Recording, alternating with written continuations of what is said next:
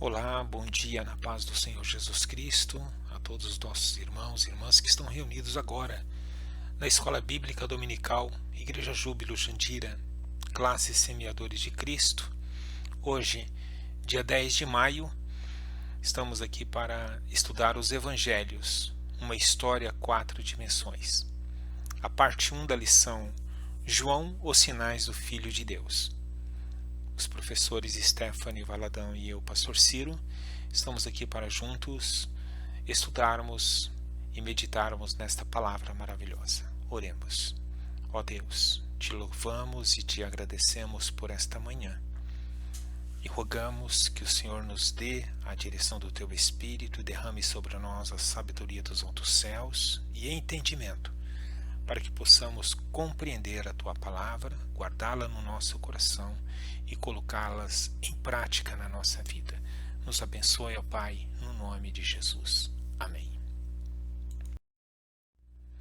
A lição 11, João, os sinais do Filho de Deus, a parte 1, começa com Áureo, que diz assim: Este foi ter de noite com Jesus e disse-lhe: Rabi, bem sabemos que és mestre vindo de Deus, porque ninguém pode fazer estes sinais que tu fazes, se Deus não for com ele. João capítulo 3, versículo 2. Nesta lição 11, João, os sinais do Filho de Deus, parte 1, temos como texto bíblico básico João capítulo 11, versículos 40 ao 45, que diz assim: Disse-lhes Jesus: Não te hei dito que, se creres, verás a glória de Deus? Tiraram, pois, a pedra. E Jesus, levantando os olhos para o céu, disse: Pai, graças te dou por me haveres ouvido. Eu bem sei que sempre me ouves, mas eu disse isso por causa da multidão que está ao redor, para que creiam que tu me enviaste. E tendo dito isto, clamou com grande voz: Lázaro, vem para fora. E o defunto saiu, tendo as mãos e os pés ligados com faixas, e o seu rosto envolto no lenço. Disse-lhes Jesus: Desligai-o e deixai-o ir. Muitos, pois, dentre os judeus que tinham vindo a Maria e que tinham visto o que Jesus fizera, creram nele. No capítulo 21, dos versículos 24 e 25, encontramos: E este é o discípulo que testifica estas coisas e as escreveu. E sabemos que o seu testemunho é verdadeiro. Há, porém, ainda muitas outras coisas que Jesus fez. E se cada uma das quais fosse escrita, cuido que nem ainda o mundo todo poderia conter os livros que se escrevessem. Amém. Palavra introdutória. João foi testemunha ocular dos milagres de Jesus, mencionados neste evangelho. Apenas alguém que estivesse presente nas cenas registradas neste livro poderia descrevê-las tão detalhadamente. João assinala, por exemplo, nas bodas de Caná da Galileia, a quantidade de talhas e a capacidade de líquido que cada uma comportava. Ali perto havia 6 potes de pedra, do tipo usado pelos judeus para purificações cerimoniais. Em cada pote cabia entre 80 a 120 litros. João capítulo 2, versículo 6, da versão NVI. O peso e o valor do perfume que foi derramado sobre os pés de Jesus em Betânia. Então Maria, tomando um arrátel de unguento de nardo puro, de muito preço, ungiu os pés de Jesus e enxugou-lhes os pés com os seus cabelos. E encheu-se a casa do cheiro do unguento. Então um dos seus discípulos, Judas Iscariotes, filho de Simão, o que havia de traí-lo, disse: Por que não se vendeu este unguento por 300 dinheiros e não se deu aos pobres? João capítulo 12, versículos 3 ao 5. E alguns pontos do julgamento do Messias, Encontramos os capítulos 18 e 19. Essas narrativas indicam sua presença em tais eventos, bem como apontam para sua enorme eficiência observativa. Em destaque nesse evangelho está ainda o fato de João usar com frequência o termo sinal em vez de milagre, para descrever as ações sobrenaturais do Filho de Deus. Jesus principiou assim os seus sinais em Caná da Galileia e manifestou-se a sua glória, e os seus discípulos creram nele. João 2,11. Por algumas vezes, o evangelista também usa a palavra obra, como quando, logo após ter curado um paralítico em um sábado, Jesus disse: as mesmas obras que eu faço testificam de mim, de que o Pai me enviou. Capítulo 5, versículo 36 de João.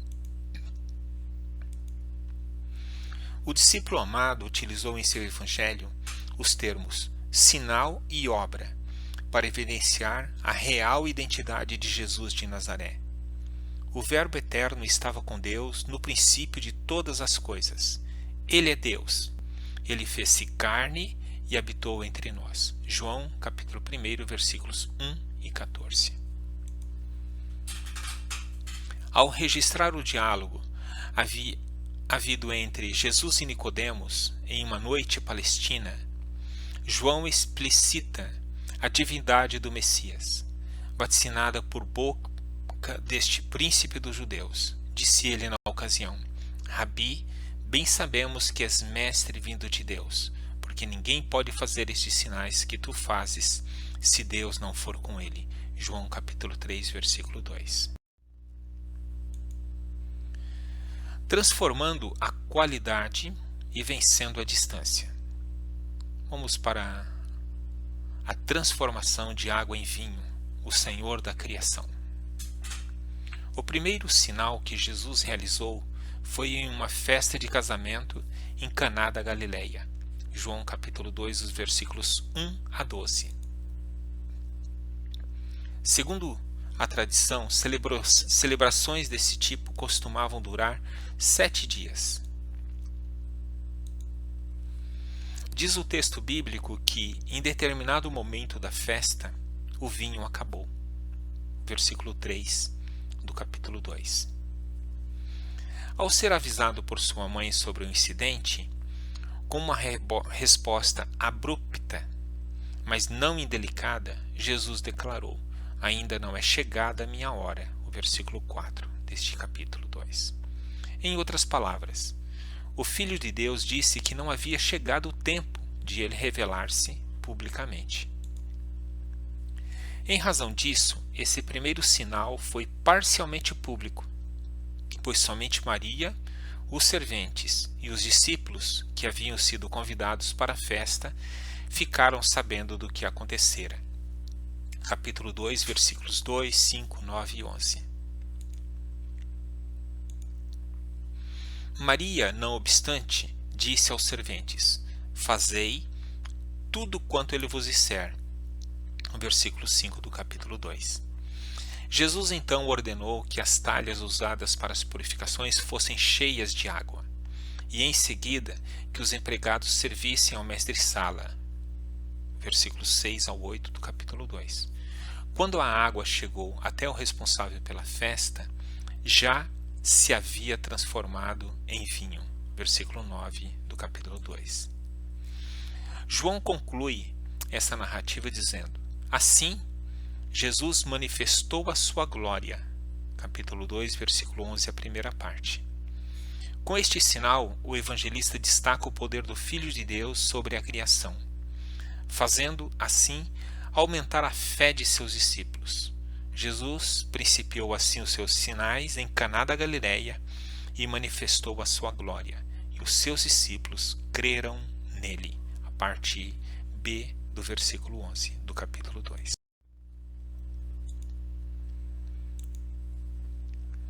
Agora nós vamos meditar na cura do filho de um oficial do rei, o Deus onipresente, de perto e de longe, transformando a qualidade e vencendo a distância. O segundo sinal operado por Cristo foi realizado à distância. A cura do filho de um oficial do rei. Versículos 43 ao 54 do capítulo 4. Tendo retornado a Caná, Jesus foi abordado por um oficial que morava em Cafarnaum, cujo filho estava doente. Ao encontrar Jesus, o oficial rogou-lhe que fosse até a sua cidade e curasse o seu filho. O mestre fez-lhe, então, uma repreensão. Se não virdes sinais e milagres, não crereis? Versículo 48 do capítulo 4. Mesmo diante da admoestação, o homem pediu a cura do menino. Versículo 49. Jesus disse ao oficial que voltasse a casa, assegurando-lhe: vai, o teu filho vive. Versículo 50.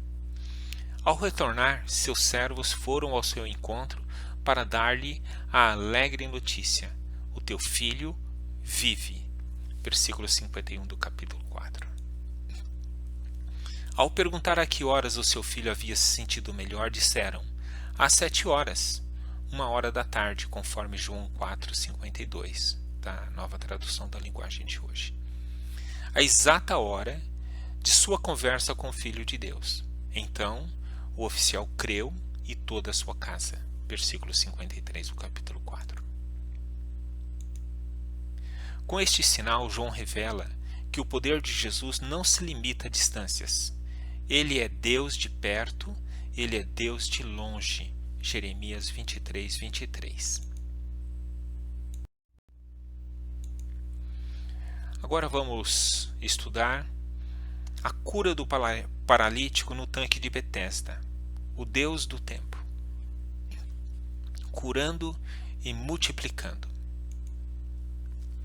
O terceiro sinal de Jesus descrito por João aconteceu em um sábado, marcando o início da perseguição contra ele. João capítulo 5, dos versículos 1 a 16. Jesus subiu a Jerusalém em um período de festa entre os judeus. Não se sabe ao certo qual festividade seria. Estudiosos sugerem a festa das cabanas, ou a festa das trombetas, ou a festa de Purim. Fato é que havia um tanque chamado Betesda, com 5 entradas, perto da porta das ovelhas, versículo 2 do capítulo 5. Nessas entradas ficava uma grande multidão de enfermos, conforme o versículo 3 deste mesmo capítulo. Havia uma tradição de cura associada àquele local. Quem fosse colocado nas águas quando estas fossem agitadas, seria sarado do seu mal. Versículo 7 do capítulo 5. Um homem incapacitado havia 38 anos tornou-se alvo da atenção de Jesus, que lhe perguntou: queres ficar são? Versículo 6. A resposta do enfermo foi: não tenho homem algum que me coloque no tanque. Versículo 7 do capítulo 5. Jesus, ignorando as águas do tanque, disse-lhe: levanta-te, toma tua cama e anda. Versículo 8. Instantaneamente, o homem foi curado.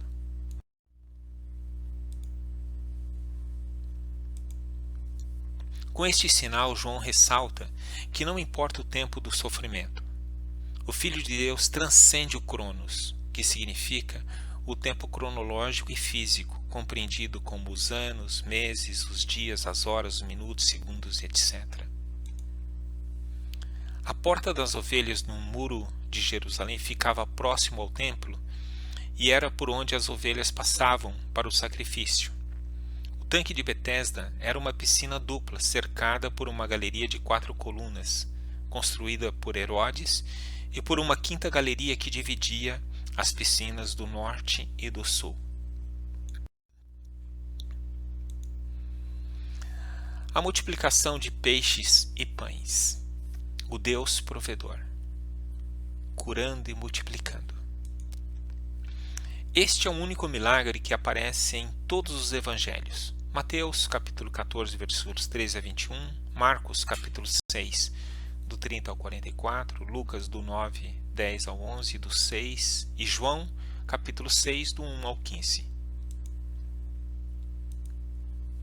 Jesus, nesse episódio, está do outro lado do mar da Galileia. também chamado Tiberíades.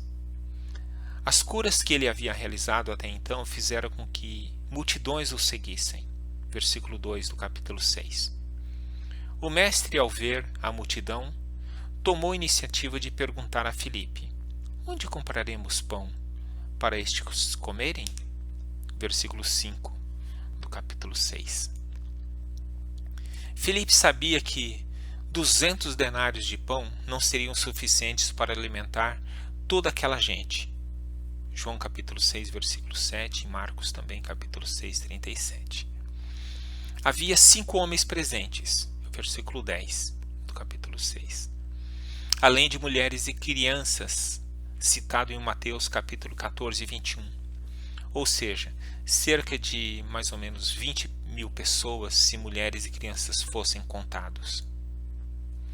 Entre mentes, André apareceu com magras provisões, de 5 pães de cevada, o pão dos pobres, e 2 peixinhos, que vieram de um dos jovens presentes.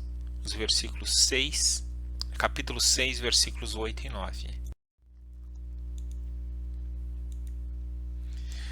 João fez questão de registrar que a pergunta de Jesus a Filipe teve por objetivo testá-lo, pois ele bem sabia o que havia de fazer.